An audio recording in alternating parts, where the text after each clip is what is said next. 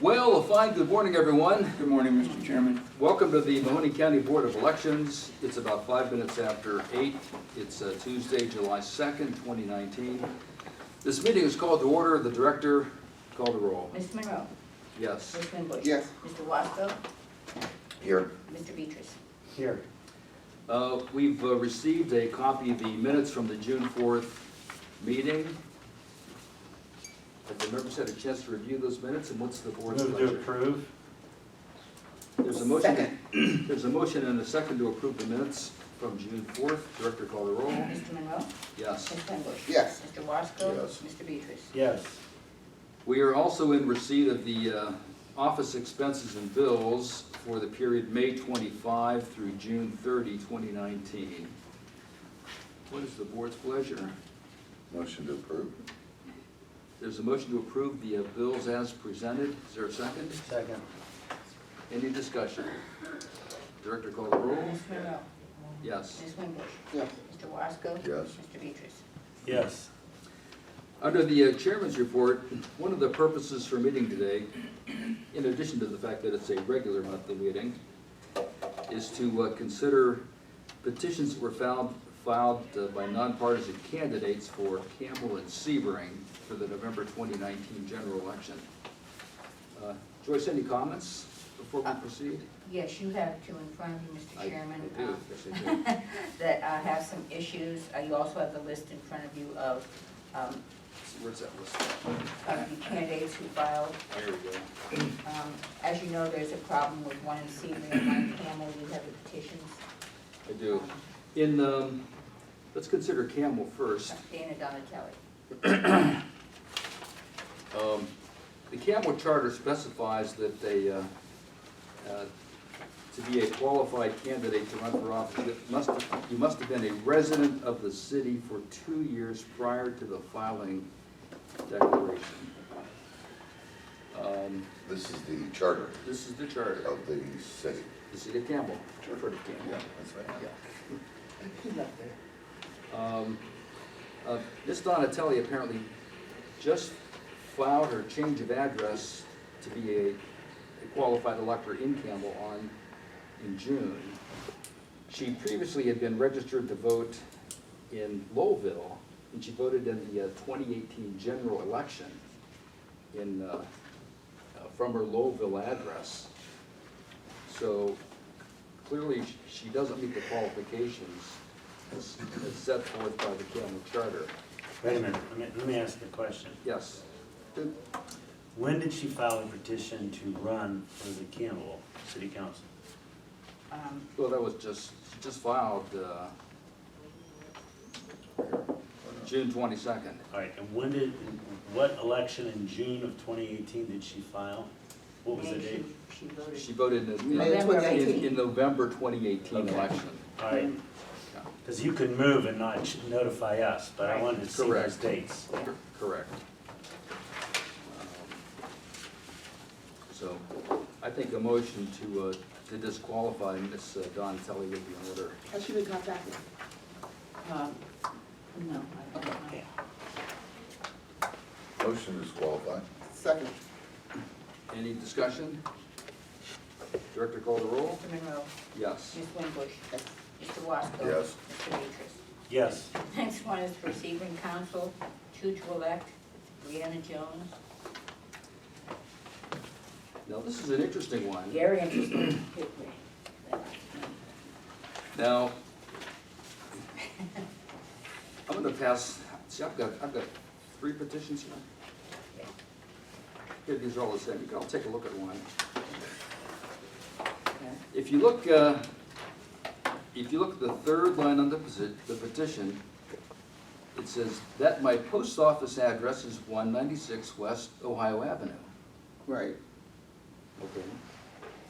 Well, guess what? That is the address for the post office in Sebring. In other words, that is not her home address. That is the address of the post office.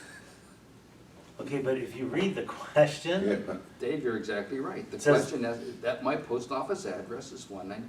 that is she the- answered the question. She answered? It didn't say what is your residence address. No. It says, what's your post office address? Correct. I mean, common sense would say to list your address, but a literal reading of this, as I'm looking at this, it goes, and my post office address is, okay, what's my post office address? I agree, we can't disqualify for I'm that. not gonna vote to disqualify for him. I'm not either. On that basis. Where do these petitions, From particulars? Sebring, that's actually a Sebring petition, because they're a charter. So they created that. They created. Maybe we should write the letter We've asked saying, them a couple times to change their petitions, but. Oh, this is a Sebring petition. Yes. This is not from the Secretary of State. No, no, no, no. They no, copied their own. Yeah, they can create their own petitions. Wait a minute. she they answered really the did? question. I agree. Yeah. Yeah. She answered the question. It didn't say what's your residence address, it says what's your post office What address. does She ours goes, well, say? post office address is this. Ours says residence. I'm not gonna Secretary of disqualify State that. says residents. Wait a minute. But the next question says of the village. No, that's the post office boxes, that's the address of the. It says of the city, village, or post office. Is that the first one? Danny's asked them. Just when you think you've seen it all. I know, we have. We haven't seen it all, there's always, We should send this to the Secretary of State. This is a good, this is You probably get a nice Well- laugh out of it, but. no, but I mean legislatively, might they wanna need to change that. you 'Cause might this is wanna not talk to good. their law director. That's Yeah, not good. It's their law director, they have to do it. Okay. That being the case, is there a motion to certify to the November ballot the remaining nonpartisan candidates in Campbell and Sebring, with the exception of Ms. Donna Telly? I move. Second.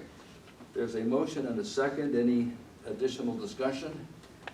Director call the roll. Mr. Monroe, Ms. Yes. Winbush, Yes. Mr. Wasco. Yes. Mr. Beatrice. Yes. Where's the percentages? Yep, yeah, we need to get these petitions back. Yes. Wow, for sure this. Do you have all the petitions or 3 of them? Yeah, there were 3. Okay. Director's report. Joyce. Well, all the equipment is in. We've been working for 2 weeks now. We worked Saturday, and they took Sunday off. They came in Monday. Today, they're gonna finish up. Jerry from ESMS is here. If you'd like to see the new early voting equipment, it's down in the basement set up. The new 850s are in the count room. And we I have- did count 3 of them. Yeah, there's 3 of them, one for just election day. We're working towards, new manuals have to be made, different things. I'm actually contemplating, and I think I'm gonna do this, getting a TV feed for out front where we vote the people, and having, as they're standing in line, not so much for this year, but for next year, as they're standing in line, showing the process of how they early vote, what the actual process is gonna be, so when they get to the counter, they know they go to the machine That's a good idea. and voted. So I'm working with some other counties on developing that. Does that video exist yet? No, not yet, but I'm working on it. I think it exists in part, but not the whole. So I wanna do our setup and how it's gonna work actually in our location. At the conference, they talked about early voting centers. Right. That's some things we have to think about in the future and what's gonna happen. I got 3 ballotors. I think we're gonna try and do the voting by mail in-house, because it'll go to our post office faster than it will go to Cleveland, so, and I think it'll save us some money So also. printing all of the, Since I have 3 ballotors, yes, but if we have to go to early vote centers, the 3 ballotors will come in handy. Thinking about renovating a bus and taking a bus all over the county back, that's just a Sell it thought. on. I think Tom thought about that about a few years ago, didn't you, Tom? Party bus? Yeah, no, not the party. Election bus. Election bus, yes. And that's about it He's for been, me. he was watching reruns of the Partridge Family. Yeah, that's what we'll do. And actually, you have in front of you some reservations I made for you for the 2020 conference in January. I didn't make one for you at the brewery. Oh, no, I was only because I had my dog. Oh, well, anyway, those are the last 3 rooms anyway, so I hope they're gonna open that up again, but right now, all the rooms are sold out. So that's about it for me. Joyce, I think there was also a moral Yes, obligation. a moral obligation to pay. Okay, Joyce has also presented us with a moral obligation issue. This is from, this is an invoice from Home Depot for the amount of $1,097.34. And how did this come about, Joyce? I'm sorry, I bought them. Usually we buy Facilities buys for us and then they invoice us. I think it's for the locks that we had to put on the doors. What else did I get from Home Depot? Do you remember? Oh, the sand. I had to get sand for the buckets. For the The flag locks, yes, the locks. There was something else I forget. Okay. So And this you was want me to some, get John in? this was some last minute stuff that we needed Right. for the, Yeah, ask John what this is. for the primary. Yes. For the primary. I move that we approve it. Is there a second? Second. Any other questions? No, I have something else. Director, call the roll? Mr. Monroe? Yes. Ms. Winbush? Yes. Mr. Wasco? Yes. Mr. Beatrice? Yes. You know, I do have something else. We're dealing with this cybersecurity issue, and we are we're getting a $50,000 grant from the Secretary of State, and we are actually having a conference call today with Jake from our IT department, Tom and I, and Chris, and whoever Jake brings with him, on the company that's gonna see what we need, what our equipment is now. I know we need a new server. I'd like to get that covered, that plate thing covered. So I did talk to the Secretary of State. If certain counties don't use all their money, if they already have it, then we'll have a little extra money to invest, because ours is a larger county, and some of the smaller counties might not need to use all their money. So when we had the conference on over the weekend, they discussed that. So I'll get back with you on where we're actually going with the grant, and everything that we're setting up for that. And that's about it. Then that's about it. Very good. Under item 6, is there a committee report this morning from the Winbush and Wasco Committee? Are we gonna wait until next month? Yep. Okay. We will report I to mean, you. yeah, well, we We'll did meet again. meet. We met. We asked Joyce to put a couple more things together for us, and we are looking to present a proposal for a vote next month. Very good. Hammers, casters, and racks. Hammers, Casters. and- casters. Yes, Cactus and racks. yes, and racks. No problem. Thank you, Mr. Blue. It's floating around here. Is there any unfinished business to consider this morning? Any new business? Board communications, Mr. Butler, yes, go ahead. Okay, Mr. Chairman, we have received a note, an email from Mr. Mr. Shad. Shad, Mr. Ronald Shad, and it was passed on to the board. I sent them a communication allowing him to realize that he requested a hearing, but as is the law, the board is not obligated to hold hearings, but will listen to any voters or petitioners' request. So he has sent us another request to speak before the board this afternoon.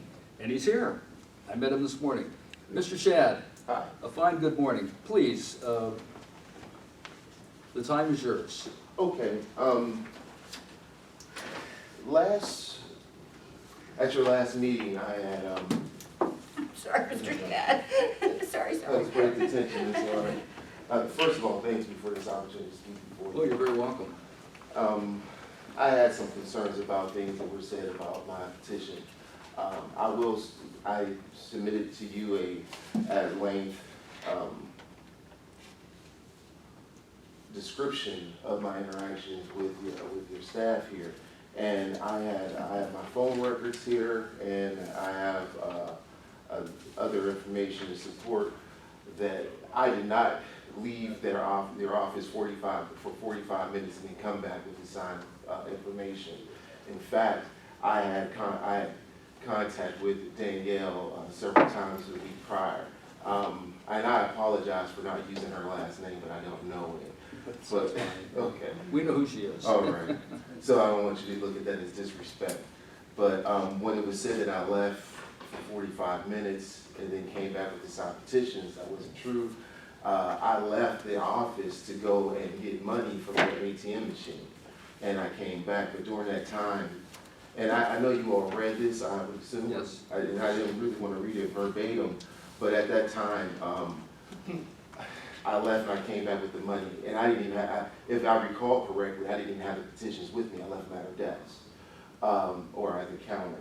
And it was myself, there was another woman there, and Mr. Hanau as well, they were all submitting petitions for independent ballot, to run as independents.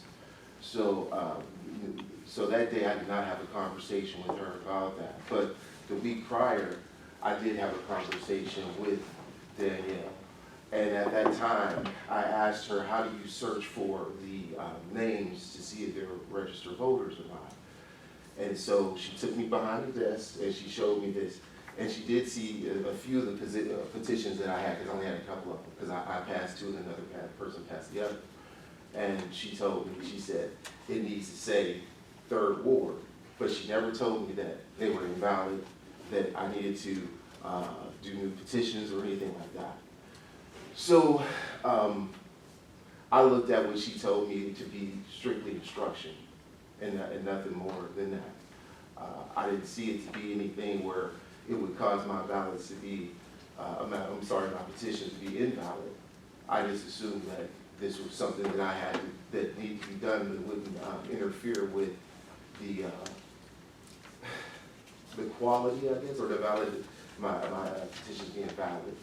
So that's, I really would, I ask you if you would take a second look at this, because even in my testimony here that I gave you in writing, I asked you to look at the cameras, look at the surveillance cameras, and you'll see that my story checks out, you know, and I feel under the circumstances that my ballot should be, my petition should be valid for this election. But but you don't dispute the fact that the term 3rd Ward was not on the petitions when you circulated them. I mean, that is the problem. Well, to a certain point, because I did have petitions, I did get signatures after that point, you know, but yes, that is, I will admit to that, it did not say that. But the instruction, but at that particular time, I could have went out and got more signatures if I was given the proper instruction, and I asked for it. I think the problem is the clerk at the counter is not in the position to say that a petition is valid or not valid. That's our role. Danny is not the Board of Elections. She is simply somebody who's accepting the filing that you make. She observed, she thought there was an issue, but she is not in the position to say, hey, this is invalid. That is our call to make, and we don't make that call until we meet as a board. Unfortunately, the law seems to be pretty clear that when you circulate those petitions, it must clearly state the office in which you're running for.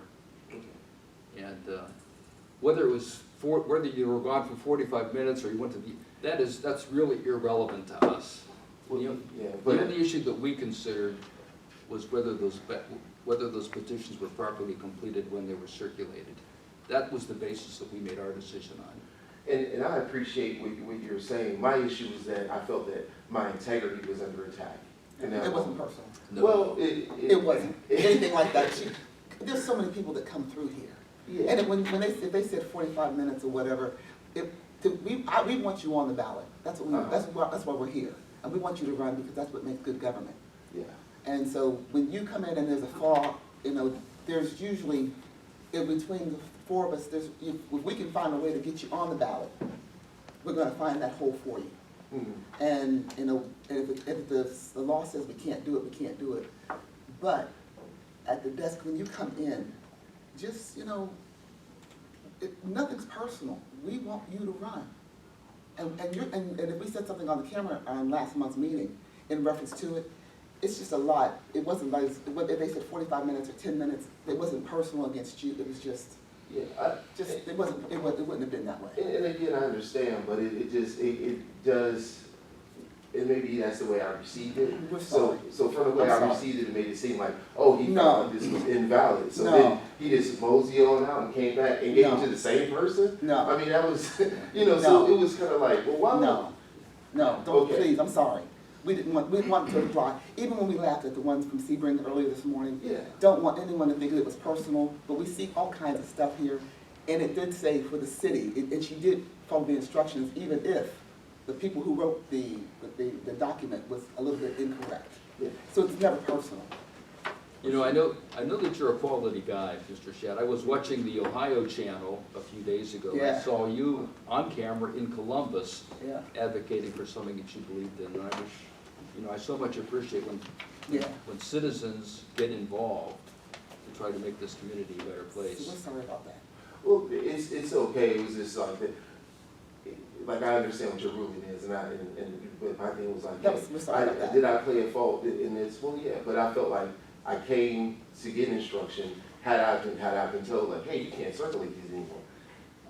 The people I know are some of our family, some of them are just strong supporters. So it would have been no problem for me to be able. Who is the employee you dealt with again? Danielle O'Neill? That's her last name. Okay. You know, so that's why I was asking you all, like, I was like, hey, I just felt like my integrity was under No. attack, and that my story sort of made more sense if you like looked at the surveillance of it, you know. Sorry about But that. one, See, we've so been one of the instructed things, by. one of the things I wanted to say is, you know, there are times that we have discretion, and we always err on the side of the voter or the potential candidate. This is called a fatal flaw, and the law gives us no discretion at all on that. Right. That's basic, because I want to see more and more people involved, we all do, but it's considered a fatal flaw, just because we know that that petition was being circulated without that information. And we were instructed by the former Secretary of State never to give anybody any instructions. You did receive a packet though, right, that you signed for that had the instructions in it? Yeah, Yeah. but, you know, But I think we have a new Secretary of State, so I think things might change a little bit with us being able to help you a little bit more. Yeah, and at that time when I was given the packet, it was, if you have any questions or concerns, Right. please contact me. Right. She gave me her name and number, Right. and so I did that. And so, If this makes you feel any better, It's all. I have lost lawsuits where people have gone to the government and asked for something and the government gave them bad advice and they went out and stepped on a landmine. And the courts just basically say, don't rely on the government. I know that sounds crazy, but you know, it's, the government cannot be held responsible for bad advice they give in many cases. I know that sounds crazy, right? You would think, It is true. well, I did what your people told me to do, and they're, well, I can't rely on that. That's true. I'm telling you, just the law, I've litigated that issue yeah. many times. That's true. And I leave the courtroom shaking my head going, okay, well, And it was more or less, I mean, I understand, like, I'm being truthful with you. Did I add it? Yes, but it wasn't 45 minutes prior, it was days before. I Sorry about understand. You know, and that But I'm was, glad you brought that to our attention, Yeah. because I'm gonna have a discussion about giving advice out and stuff again. I mean, that was just, you know, my thing, but it was also, again, I thought it was not so much what you all said, but I kind of felt like it was an attack on my integrity and saying. Nobody thought that. No, Well, please, no. He thought it. Well, I think you're the only one. Okay. Here, to make you feel any better, do you know what the leading case in the 7th District Court of Appeals is on filling out petitions? It's called David Beatrice versus the Mahoney County Board of Elections. And just so you know, we've all done it. I So don't feel. I took a case We've where all done it. I didn't fill out a petition properly to the Court of Appeals, and they ruled in favor of this board 33 years ago. Yeah, So, and it's the leading case to this day. So we've all been there. yeah. I just felt like the city of Youngstown was in, That's I the just true felt like I story. could have really. We're gonna talk about that. We'll work on that. Yeah, but again, Mr. Monroe, thank you for your comments about what we did down in Columbus. And I appreciate your time. It was just more or less, I felt it was an attack on my integrity. I didn't want that to be. No. what it No, was. not at Not all. even close. That Sorry. never entered into our discussion or No. consideration at all. Not even, no. No, I gotta go. Well, I won't hold you up with this issue any longer, but I do thank you for your time and Thank you. consideration. Thank you, Mr. Shad. Is there any other public comment this morning? Anything from Columbus? I hope you all enjoyed conference. Very much. We very did, much. let me just say this. Best one by far, I'll go on the record as saying this, until the last day. Well, no, Dave, I attended some conferences back in the early 90s that might have been better. Well, I said the ones I've attended, by far I could tell it was someone that's used to, organizing and putting stuff together. I know I'm biased because Frank's a Green Beret and my son's a Ranger, so let me just preface by saying that, but I just thought it was very, very, very well done. And if you would tell Secretary LaRosa, as far as staying out of LaRosa or whatever, LaRosa, that his staying out of elections very much impressed a whole bunch of people in that room. Yeah. It really did. Our next meeting is set for Tuesday, August 6th at 8 a.m. Is there a motion to adjourn? So moved. Is there a second? Second. Director call the roll? Mr. Monroe, Yes. Ms. Winbush, Yes. Mr. Wasco, Yes. Mr. Beatrice. Yes. And you're unanimous. We are adjourned. Thank you, everyone. This is-